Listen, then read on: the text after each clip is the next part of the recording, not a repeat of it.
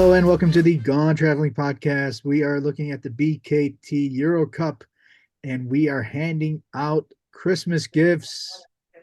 We being Marco Munno and myself being David Hein with Taking the Charge, Hein News, and Marco Munno, communication specialist and collaborator with Sky Sports and La Giornale Tatipo.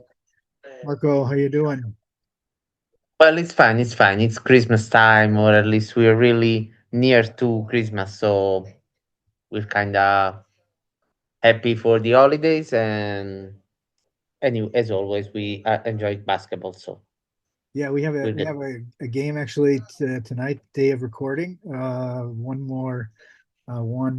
Euro Cup game, and that is Chemnitz Bahcesehir, I think. Is that right? No. Chemnitz Besiktas, I think. Whatever the game is tonight. But we are not actually looking at any of the games. That you could look at the last podcast, and then we will have a podcast after the full round of games is complete. But we are handing out Christmas gifts, so we have separated the uh, we've separated the our our Christmas bags into two groups. I have given or Marco chose Group A, and so I have Group B. And so let's start with Marco. Who do you want to give a Christmas present to from Group A, and what is that? Well, I think we will give the first one to Bahcesehir, and we will give them a time machine. We will give them a time machine because at the beginning of the season they seem like they were unstoppable. Then they lost three of the last four games, and seems like they're not so unstoppable as they were at the beginning. So I think they would really appreciate to be back when it seems like they're on their roll and on their path to win it all. Yeah, pre window. So even just back to the window. All right, I'm going to the last place team. I think in general you have better teams than mine, more successful teams than mine. I'm going to go to last place in Group B, and that is Panionios. I'm going to give them some aggressiveness training. They are last in fouls drawn, last in free throw attempts, but fourth in field free throw percentage. They've drawn the second fewest. They have the second lowest draw foul rate, so the number of fouls that they get per field goal attempt.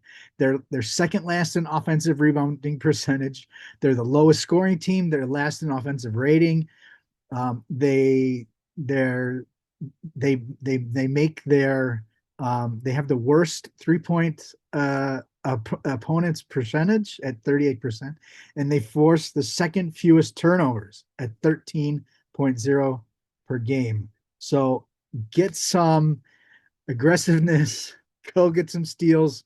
13th in steals at 6.4, lower third in offensive rebounds, and all those things are energy, and the energy points, the energy factors, and Paninos desperately need some of that. So I'm going to give them some aggressiveness training to get them a little bit going.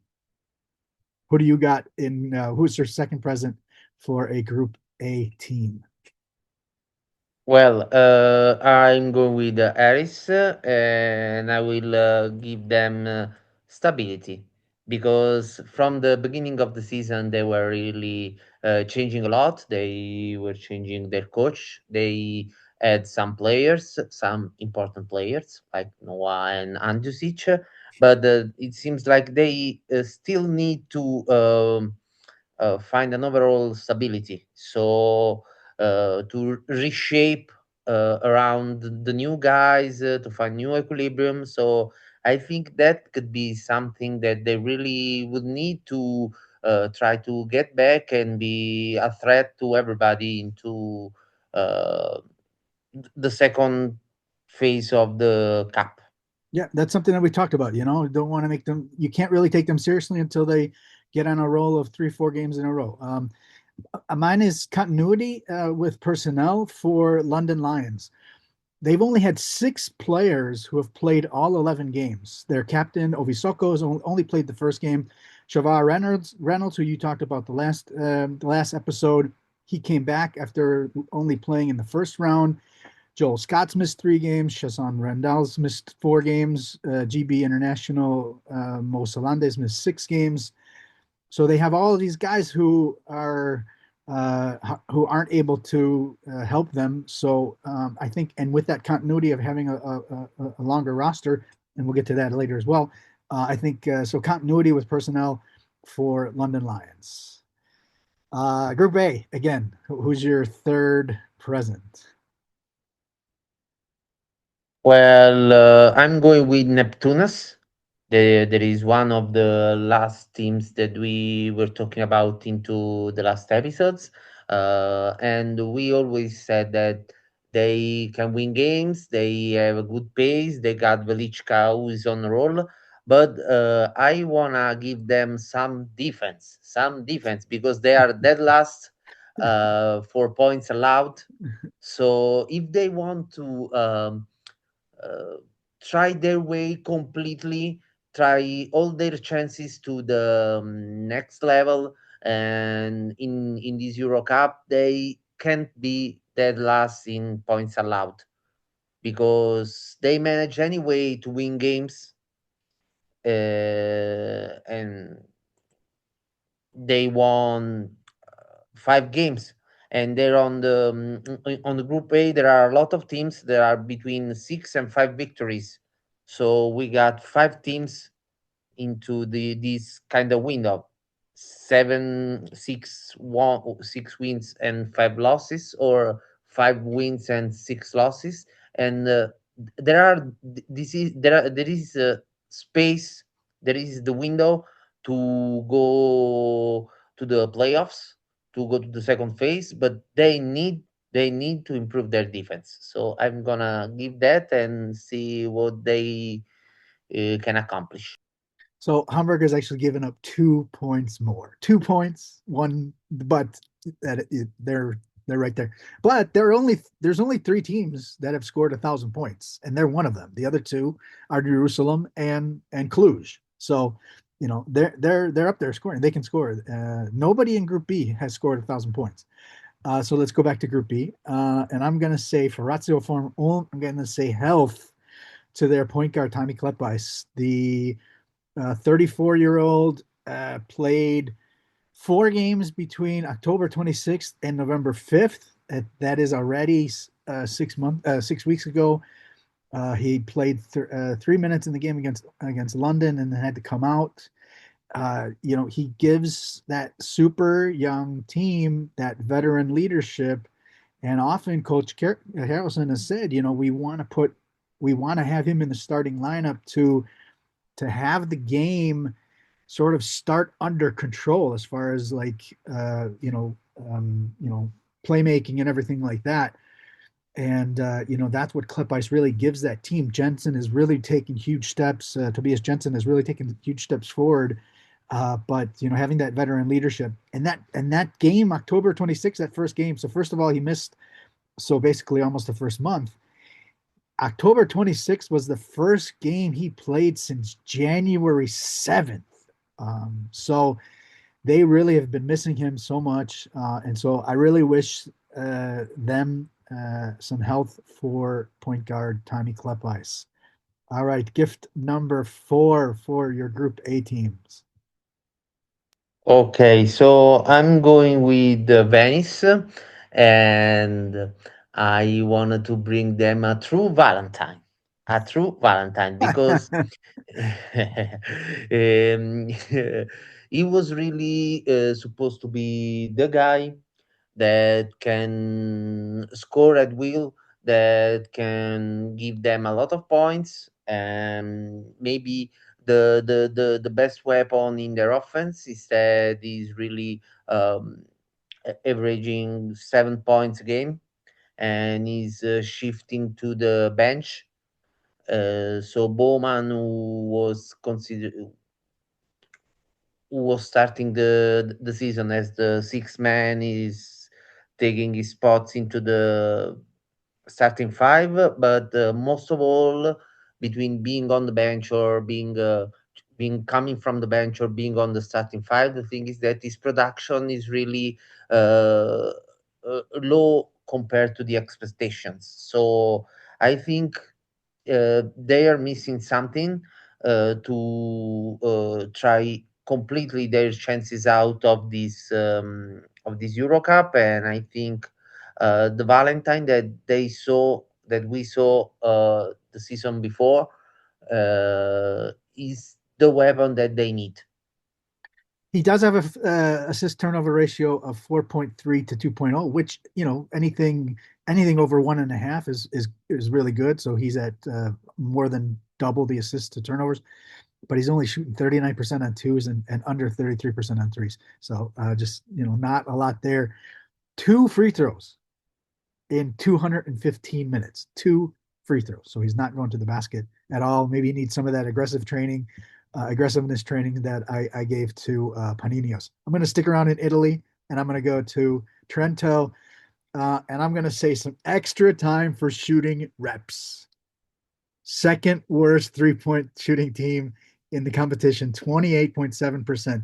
They've attempted the fourth most, 28.2.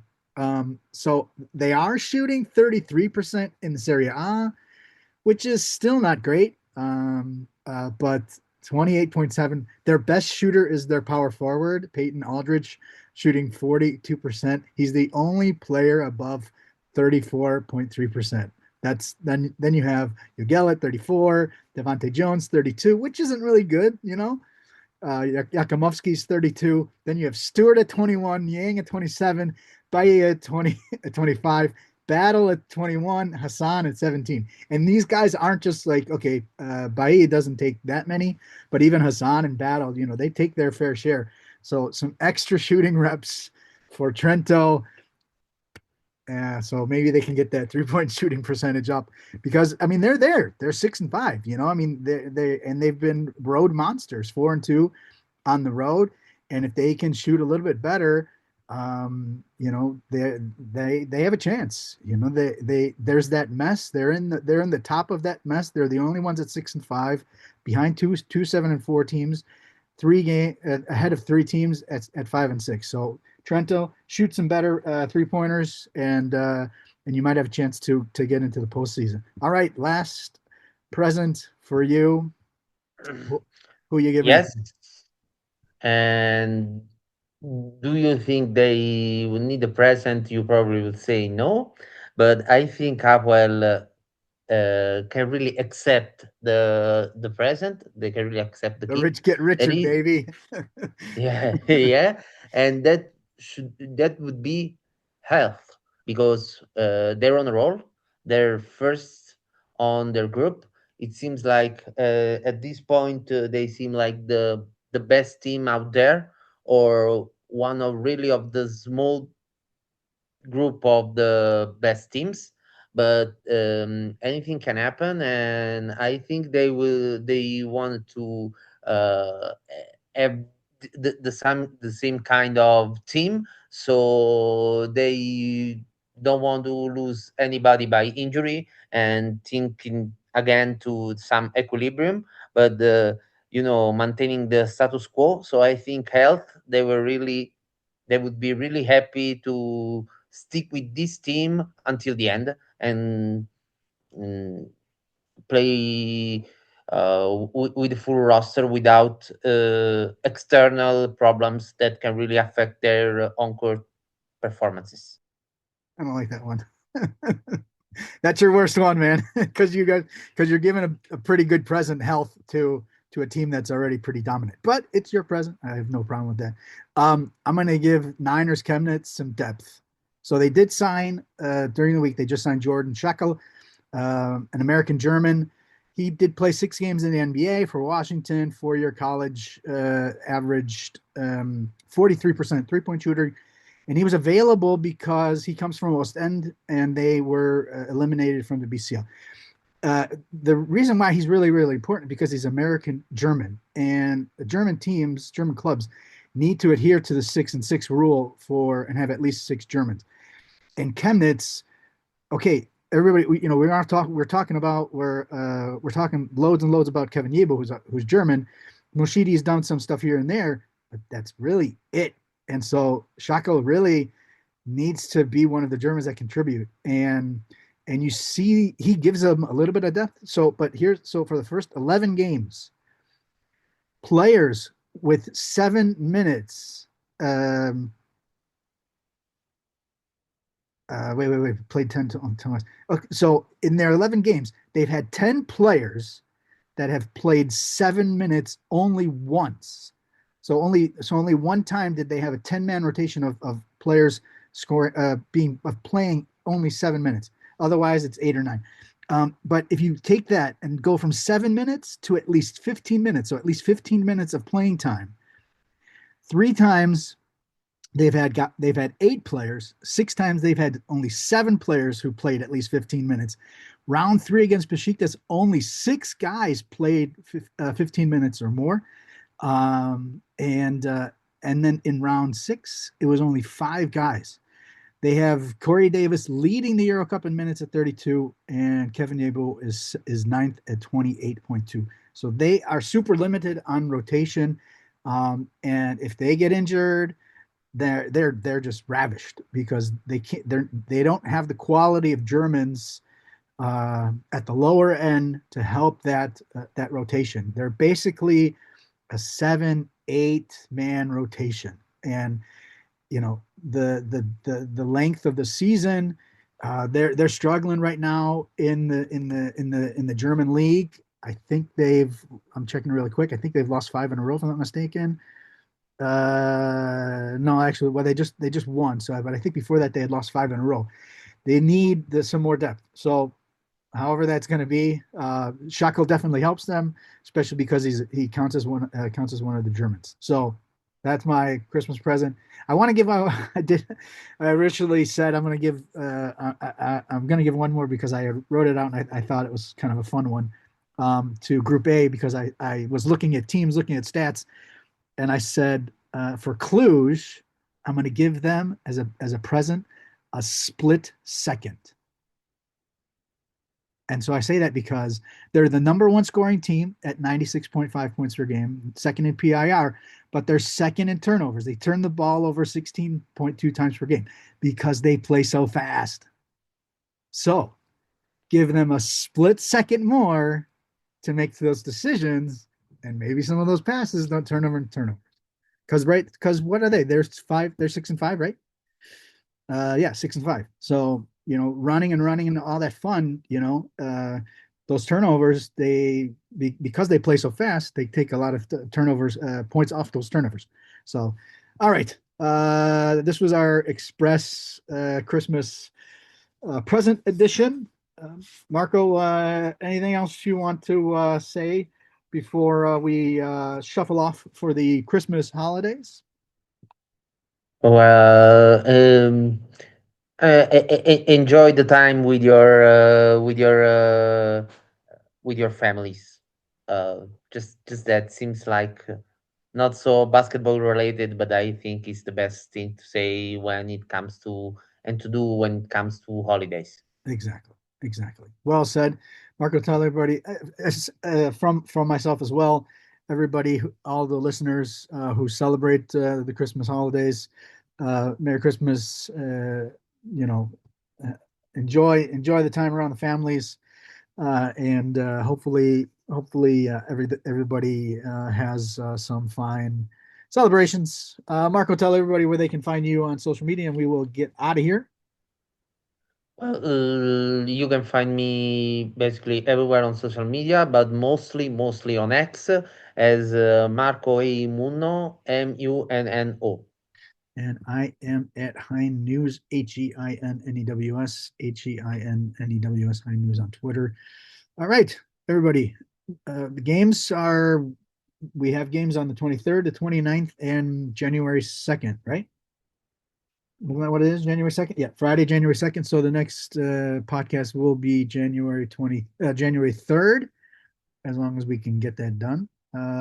Everybody have a wonderful Christmas holidays. For those who don't celebrate Christmas, enjoy enjoy the couple of days that maybe things are closed, and enjoy and also, as we say here in Germany, a good slide into 2026. Have to reprogram our brains to say 2026. So everybody enjoy.